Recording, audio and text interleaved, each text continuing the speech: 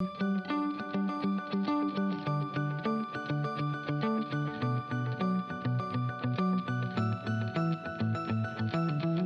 welcome to this webinar in the How-To series on COVID recovery, presented by the Manningham Business Network.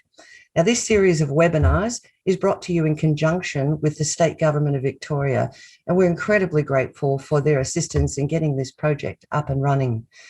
The focus of this series is to enable businesses and business owners and managers to have the tools they need to get back into business successfully, remain safe, and continue to operate in a manner that is compliant with whatever COVID restrictions may be enforced at any time. Now, our key purpose here is to engage and reinvigorate and collaborate with all businesses in Manningham. I'm Sandi Givens, and I'm delighted to have been invited to present today's webinar, specifically designed for business owners and leaders to help you protect your mental health. Now, this 50 to 60 minute session is being recorded, and the recording will be available within the next few days, both on the Manningham Business Network website and their YouTube channel. So I encourage you to take notes through this session as you see relevant to your situation.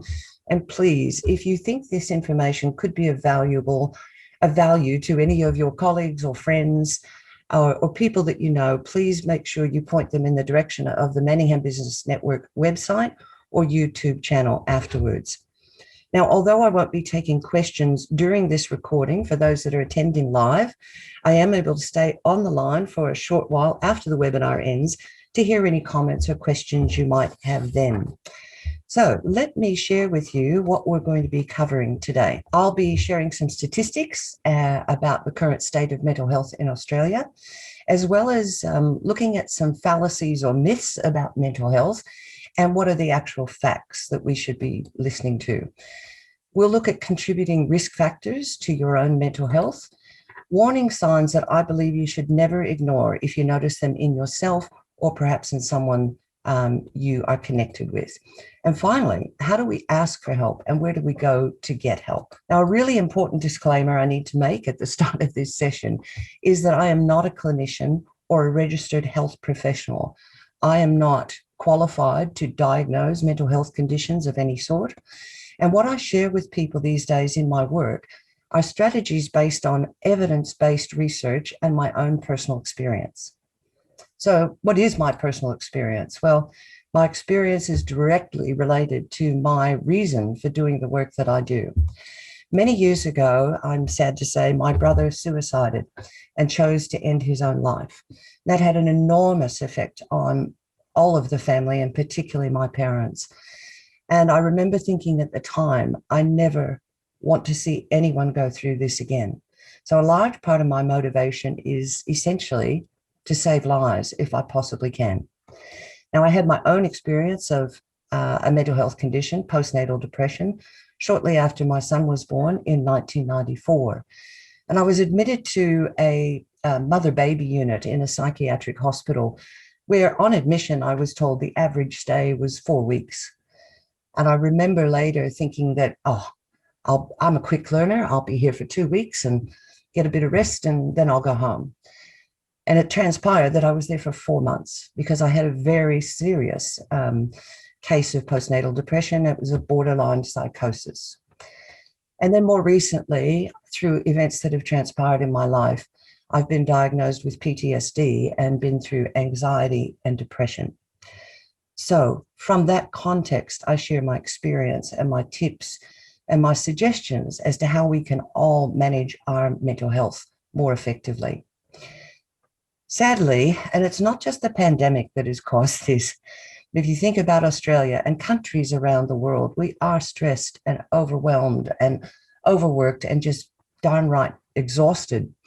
The actual statistics for Australia are these.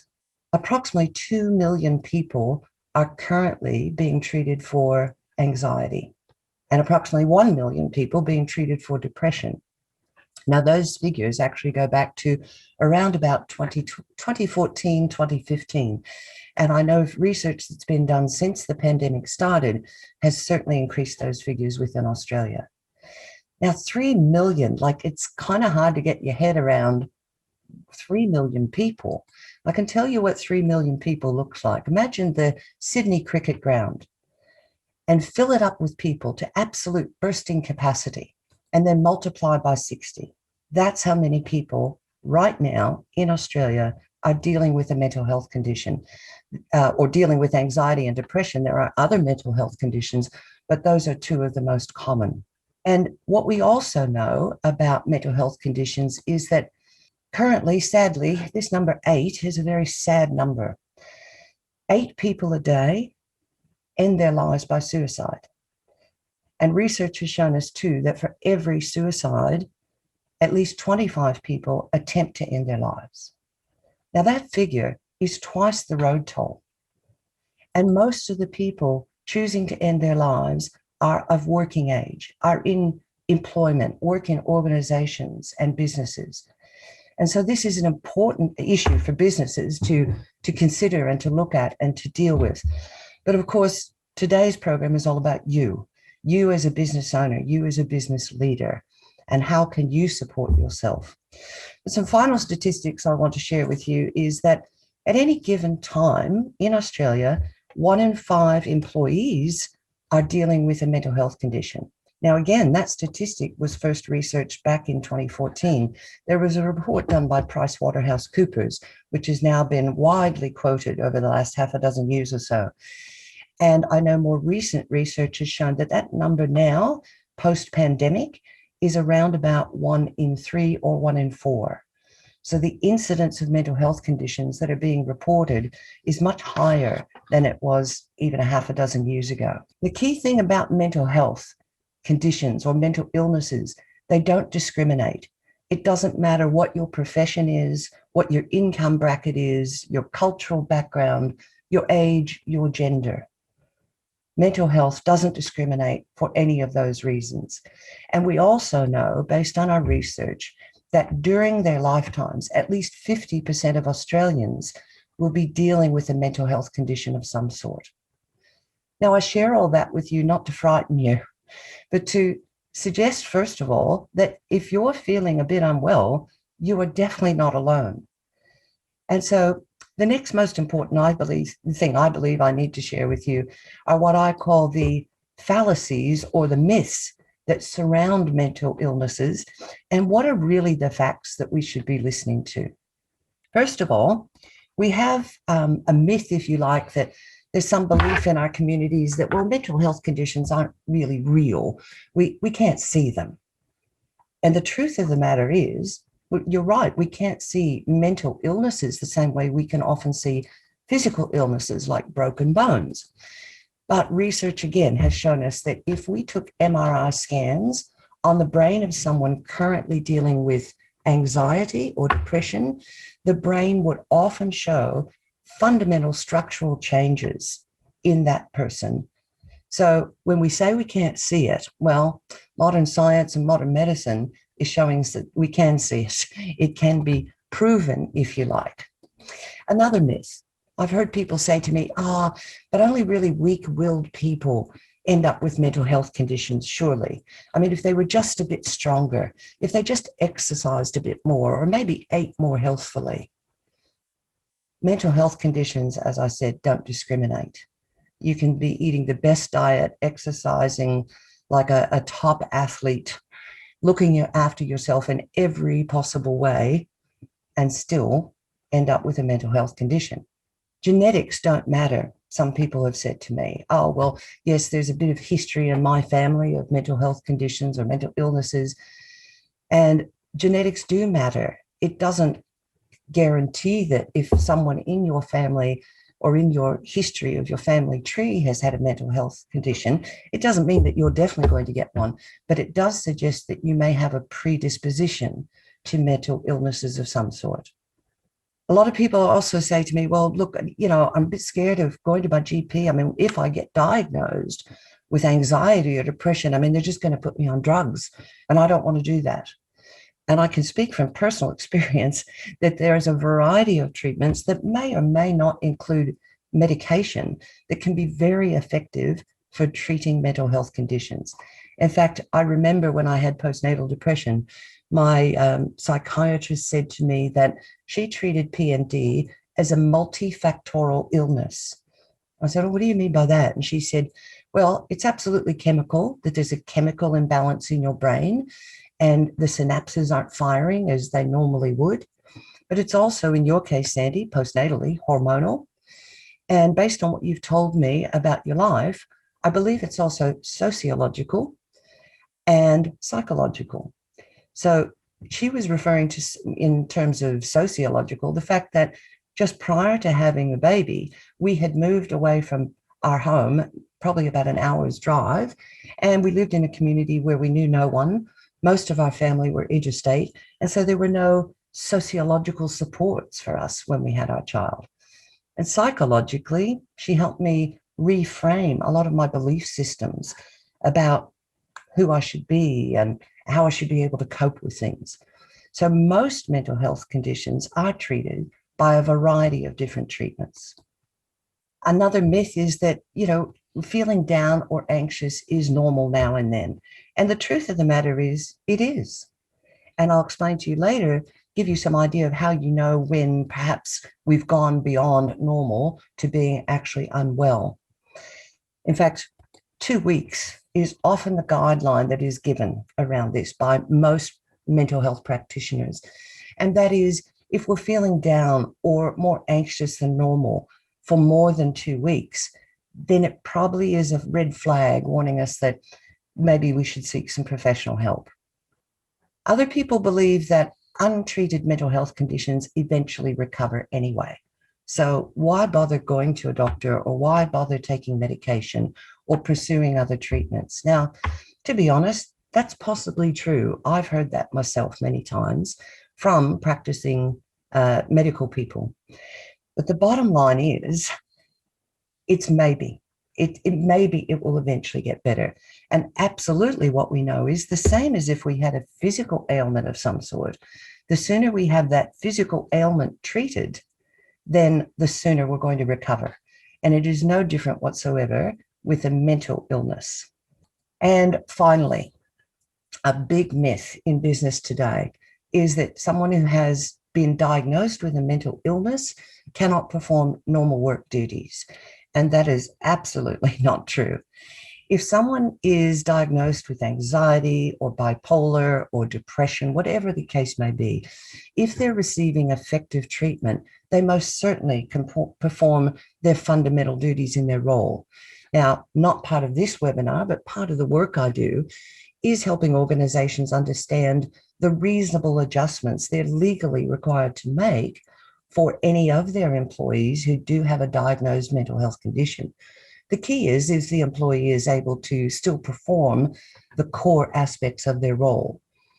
If that is true that they can, then employers are required to make these reasonable adjustments to their role so that they can remain at work, because being at work is a big contributing factor to helping people recover from mental illnesses. So those are many myths and many truths about mental health. And I hope that that's helped you learn something and maybe shifted some of your beliefs about mental health conditions. So what I'd like to focus on now is looking at the contributing risk factors to mental health conditions. Now, these apply pre-pandemic, during pandemic, and probably will apply post-pandemic as well. And as I go through them, I'd encourage you to consider how much you may have been impacted by these risk factors, and perhaps if you employ staff, how much they may have been impacted as well.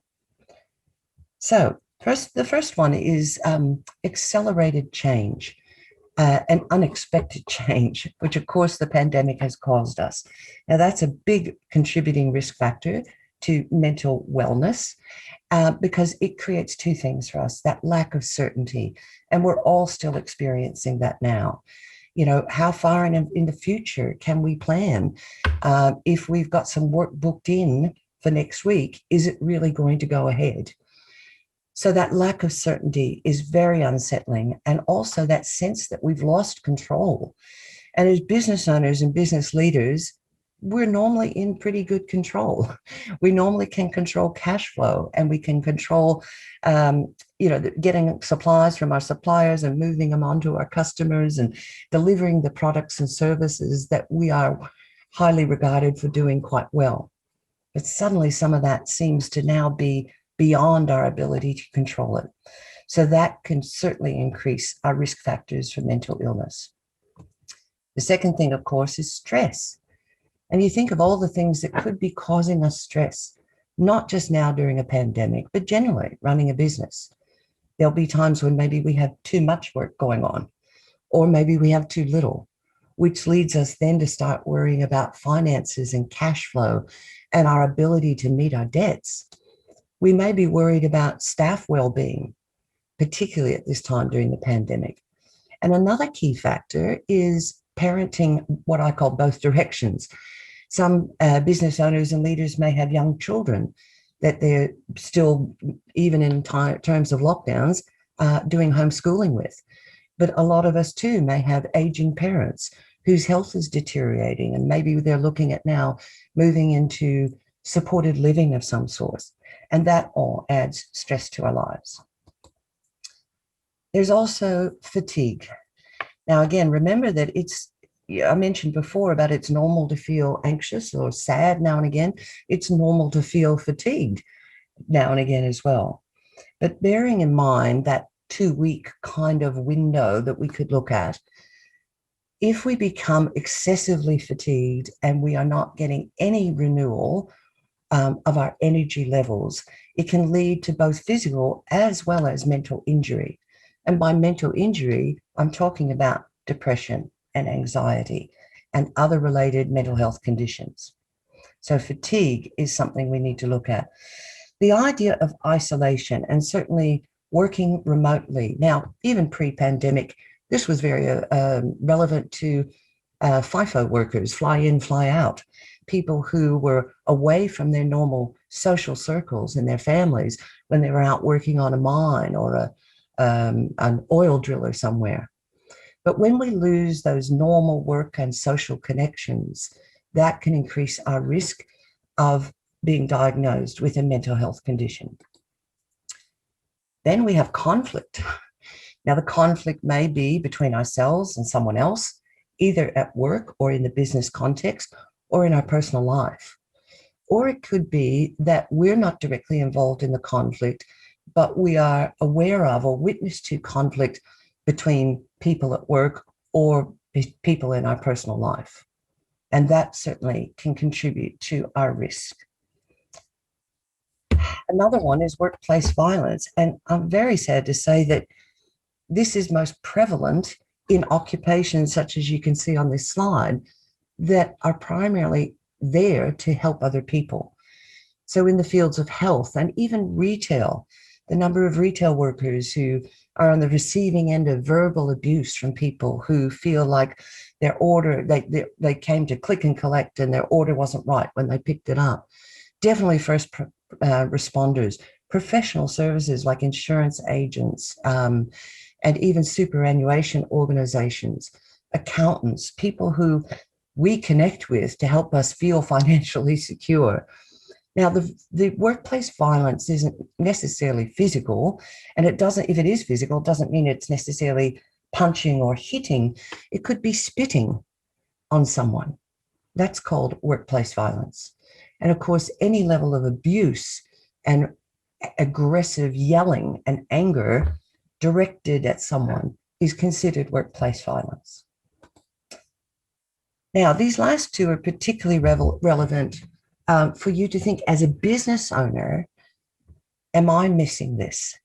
Now, typically we think with working from home, for instance, a lot of our employees are lacking that contact with their supervisor. And that contact with our supervisor normally gives us advice, helps us with tasks, listens to our concerns, gives us guidance and support. And because if we are working in the one location, often really clever supervisors and managers and observant ones will notice when one of their staff needs some extra help at some stage. But what about you? What about you as the business owner or leader? What are your normal supports that you have in business? Who are the people are your normal sounding boards? Excuse me. Do you still have access to people who you like to get advice from or can listen to your concerns about things?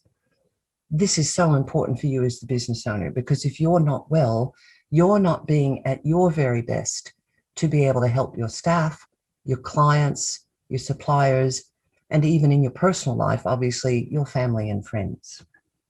The final risk I want to talk about, again, we often think about this in terms of staff, that staff can sometimes feel a lack of praise and recognition, that they're not getting gratitude or gestures of appreciation like they normally would. And we're not talking about pay rises or team meetings where we nominate someone as the employee of the month.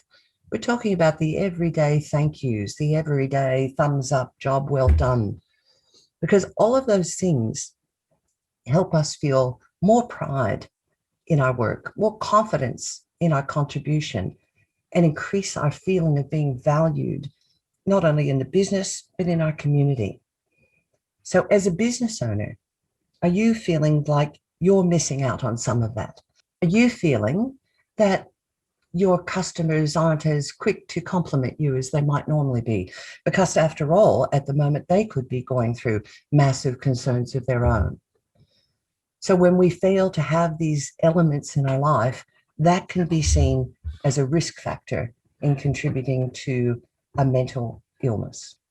So I just want to pause for a moment for two reasons. First of all, to let you reflect personally on how those risk factors might be impacting you and maybe impacting your staff. And secondly, I'm going to have a sip of water. That brings us to the question of, how do I know I should seek help? Because I don't want to be an alarmist, but at the same time, I've heard what Sandi said, and maybe there's reason for me to start looking for some support somewhere. So if I was to ask you the question, how are you feeling? Most of us would say, oh, I'm good. I'm all right. I'm fine. I'm okay. And often I think what we're reflecting on is primarily a physical feeling. And what I'd encourage you to think of is, how are you feeling emotionally? Now, when I ask people this in workshops that I run, typically I find they answer in one of two ways. I'm good, or I'm not so good. So let me go back there. I'm good, or I'm not feeling so good. And this is a very black and white view of our health, both our physical health and our mental health. It suggests that everything's fine or everything's horrible. It suggests that either I'm okay and functioning, or I'm totally not okay and not functioning. And none of that is true. I really encourage all of us to think of mental health in the same way we look at physical health. Because, for instance, if somebody said to me, Sandi, are you physically healthy? I'd say, oh, yes, I believe I am.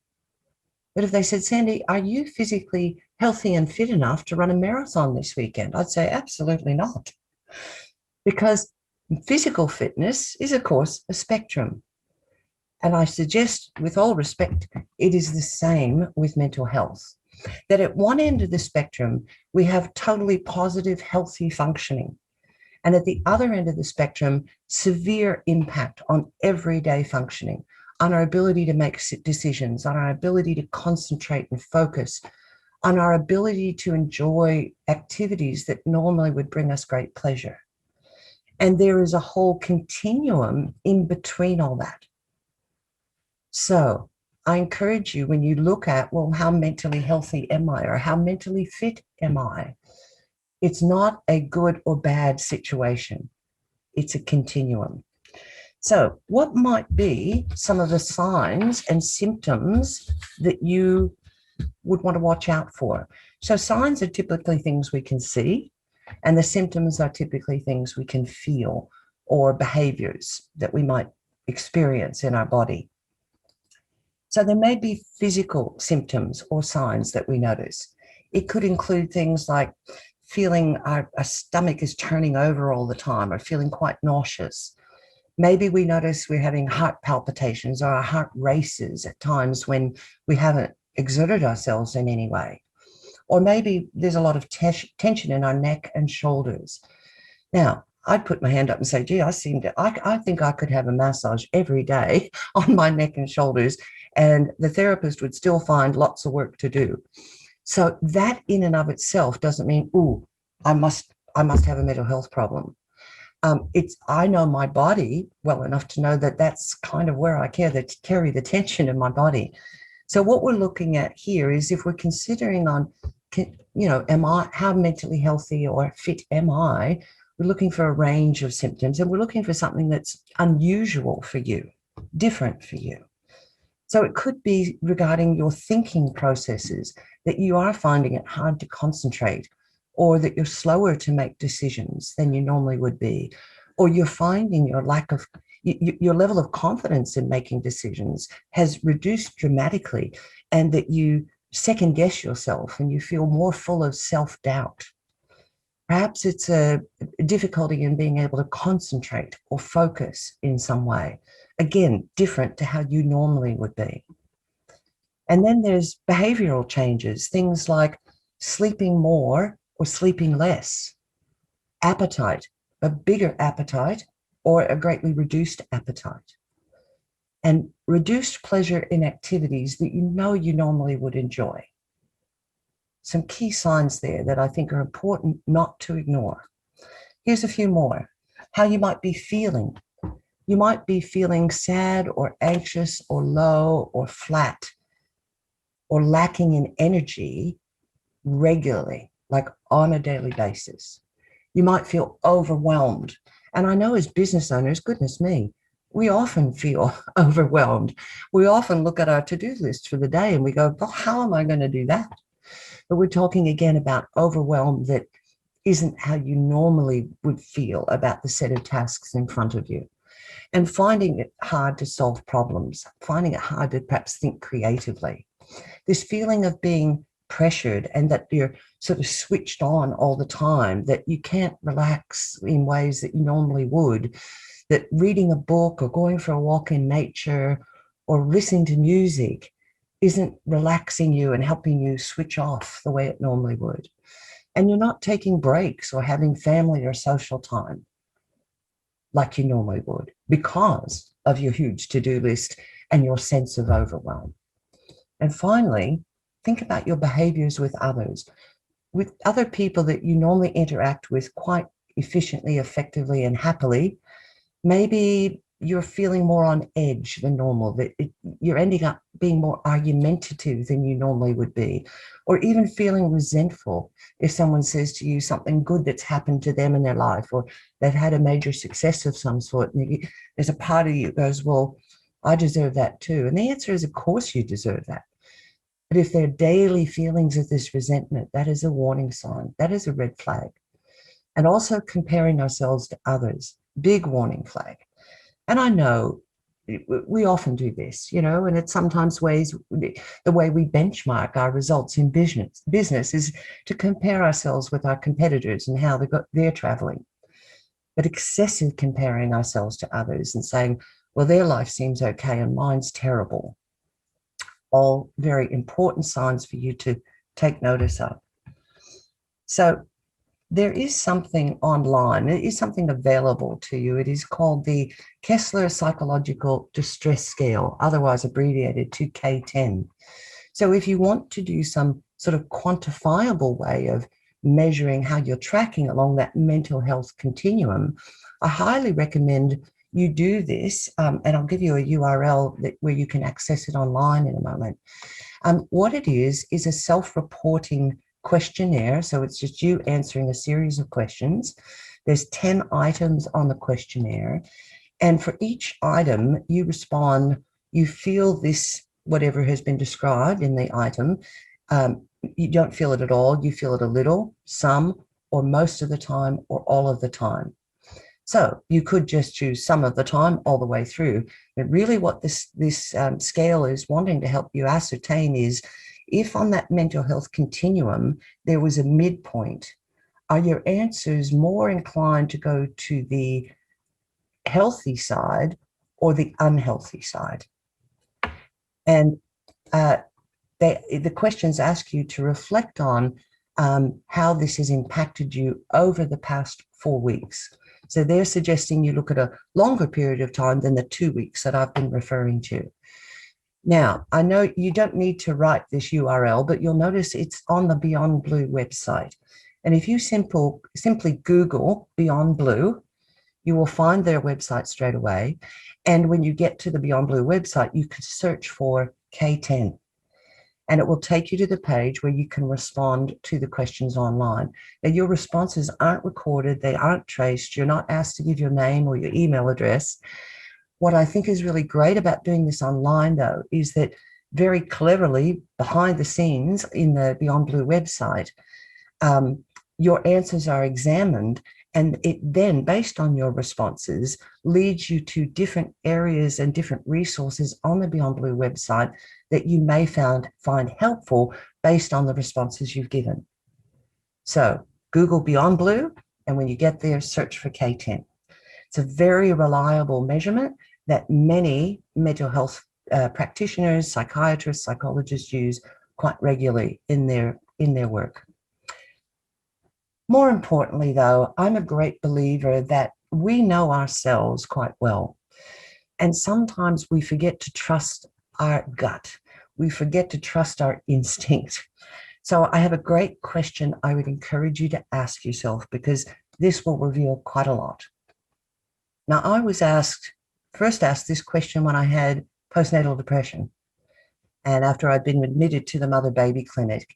And the psychiatrist said to me, in the past 2 weeks, Sandi, have you experienced any pleasure, enjoyment, or happiness in activities or things that would normally provide those feelings for you? And I instantly knew the answer was no. And that told me a lot. That allowed me to accept that I was unwell, that what I was feeling wasn't normal. And what I was feeling was a treatable health condition, a treatable mental health condition. So I encourage you to ask yourself that question quite regularly and be honest with yourself and trust your instinct. Trust your instinct about your answer there. Key things about red flags to be aware of is any change from your normal. You know yourself well, and you know if your sleep patterns start to change over a period of days, weeks, your appetite changing, your concentration or your focus changing, your ability to make decisions, even basic decisions, normally simple decisions like, what shall I have for dinner? I know when I've been incredibly unwell, even that decision felt impossible for me. What shall I have for dinner? Thank goodness I was able to receive the help I needed. And finally, social contact. Now, I'm sure you're aware we use these terms extrovert and introverts tend to be people who are more reserved and enjoy and get energy from their own company. But even an introvert does interact with other people. So whether you are introverted or extroverted, I'd encourage you to notice whether your initiation of contact with other people has decreased. Again, I know when I've been very unwell, I don't even think to call someone sometimes.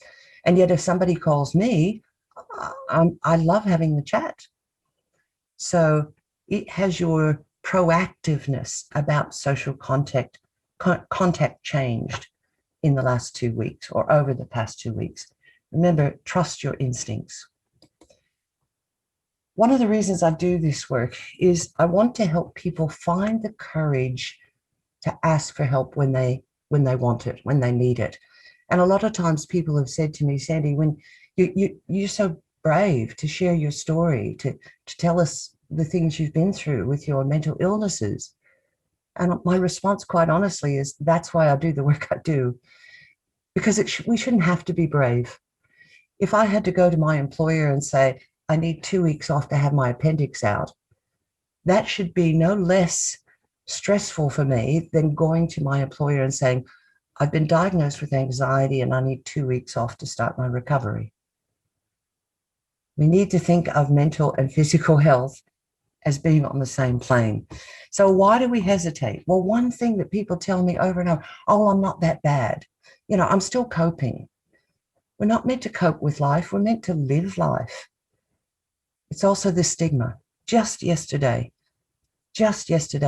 one of my clients said to me, I don't want to go to my employee assistance program because I know people will find out and they'll hold it against me. Now, an employee assistance program is designed to help people, your staff, go to them and talk with them about things that perhaps they're not comfortable talking with their direct manager about or the HR department about. So this stigma is something that I am at war with because we need to reduce that stigma. It is often one of the key blocks to seeking help. And finally, I think people differentiate between physical and mental health.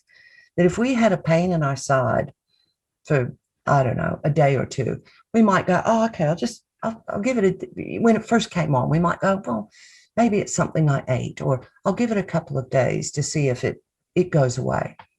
But after a couple of days, if it's still there and or getting worse, we would start to go, I think maybe I better go see my GP.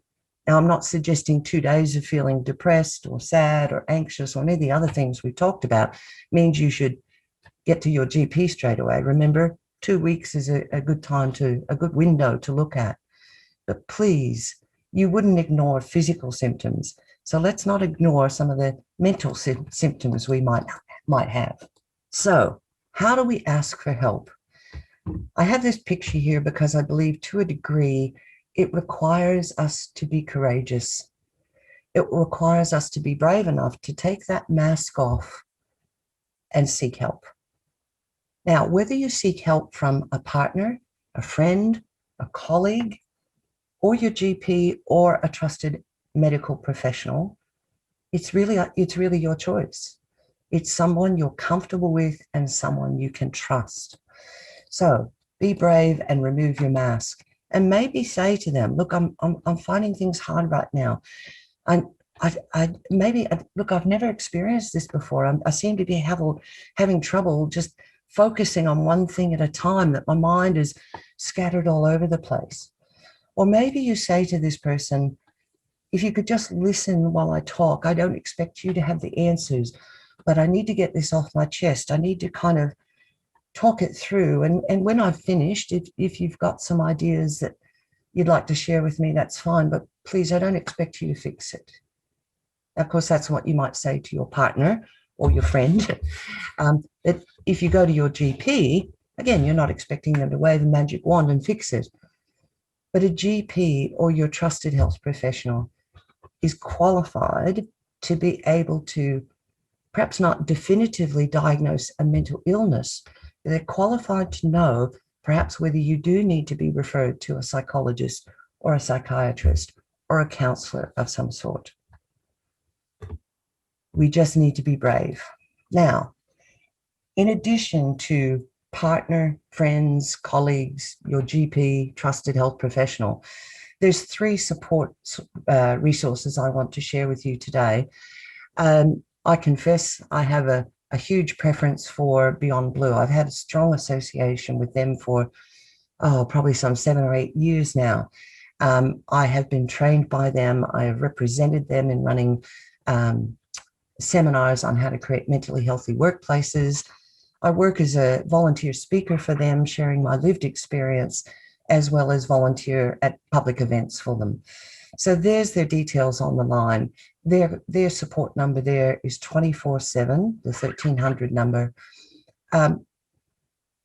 Again, I know sometimes we hesitate to call a support line thinking, well, they can't fix it. They don't have a magic wand. They can't give me a 3-step procedure to make me feel better again. And the truth is, no, they can't. And I know myself, when I've gone to dial their 1300 number, I've hesitated and thought, why am I doing this? They can't fix it for me. Or, hey, I might be taking up a line that somebody else needs more than I do. Or push all that to the side. If you'd like to call this number, I guarantee you will most likely experience what I have experienced when I've called them, and that is relief. There's this friendly, supportive voice at the end of the phone saying, "Hi, how can I help you today?" And I sometimes have burst into tears and said, "I don't know how you can help me." But then they're trained and they're skilled in asking questions to help us talk through some of the issues that are troubling us. So whether it's their website, chat online, you can send them an email via the website. Beyond Blue is there for you. Now, there's another institute that doesn't necessarily have a direct call line, but you may find some helpful resources at blackdoginstitute.org.au. Black dog is a term that's often used to refer to depression. People say, "Oh, I think the black dog's back." So Black Dog was originally set up specifically simply to focus on depression, whereas Beyond Blue was set up to focus on primarily anxiety and depression. And over the years, they've expanded their work enormously to provide resources and assistance for a whole host of mental health conditions, mental illnesses, and they're very keen and have joined the fight to reduce suicide and bring that number 8 down to 0. So you've got Beyond Blue, Black Dog, and finally Lifeline. I've had people say to me, "Sandy, our Lifeline's just if you're feeling suicidal." No, it's not. Again, originally that was what they were set up for, but they're there to support anyone who is feeling overwhelmed or stressed or uncertain about where to go, what to do next. So Lifeline is a great resource to call as well. Most importantly, we've now spent almost 45 minutes together, and I'm a great believer in the need to take action. You know, we can read a lot of books and we can go to a lot of seminars and watch a lot of webinars and absorb all this knowledge. And we've all heard the saying that there's power in knowledge. And I frankly think that's absolutely not true. We can take all this knowledge that we've gained today and do nothing.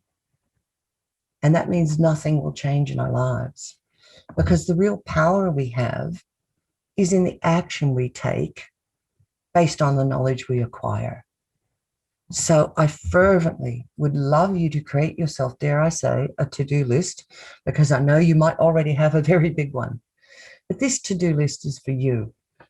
This to-do list is for you to maintain your mental health and your mental fitness and well-being.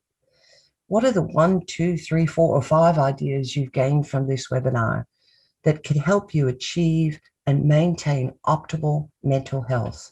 Not just today, not just this week or month, or not just during a pandemic, but all of the time. You know, we've all heard that saying when we've been on a plane: should an oxygen mask drop from the ceiling, fit your own oxygen mask first. Why do they say that? Well, they say that because they don't want a lot of oxygen-deprived people lurching around the cabin of the plane trying to help other people. Because if we haven't got enough oxygen, we're not going to be able to help other people very much.